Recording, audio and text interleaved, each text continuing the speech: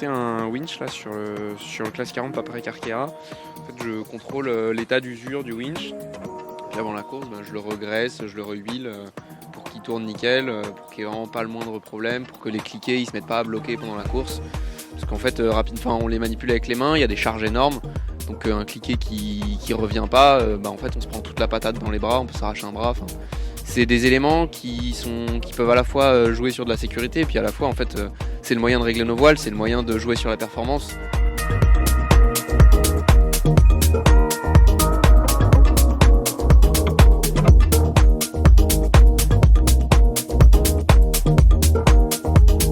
Là, je voulais juste refaire un petit réglage sur la tension de mes bloqueurs constricteurs. On utilise des petits bloqueurs avec des commandes à distance et donc là il faut que je raccroche en fait un petit anneau à friction proche de mon pied de mât.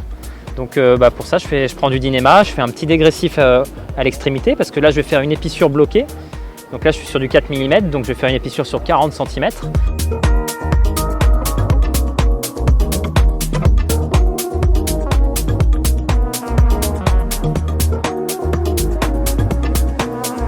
Alors Alex, qu'est-ce qu'il fait? Il lui change les coudes de grand voile. Voilà, donc c'est un bout qui nous permet de régler notre voile qui est derrière le mât et c'est assez important parce que c'est une voile qui sert tout le temps pendant la course.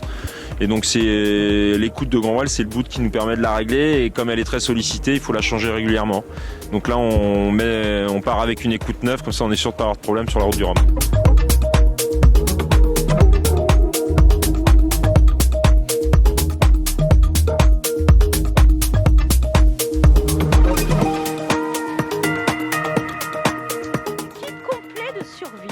Absolument bien fait, mais la subtilité, c'est qu'en plus, ça peut faire attelle.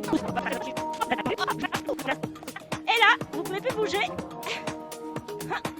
Le kit de survie, ça a été mis à disposition justement par le CIC dans le cas d'accident sur le bateau et justement pour avoir donc des kits rapides dans lesquels on peut mettre des médicaments d'urgence ou quoi que ce soit. Donc c'est une mallette avec laquelle on peut partir et qui permet de pouvoir faire des attelles de bras, des attelles de jambes selon ce qu'on peut avoir comme difficulté. Donc alors c'est un peu, on va dire, de manière expérimentale. Donc tous les skippers aujourd'hui de la route du Rhum sont équipés grâce à CIC de cette mallette de kit de survie.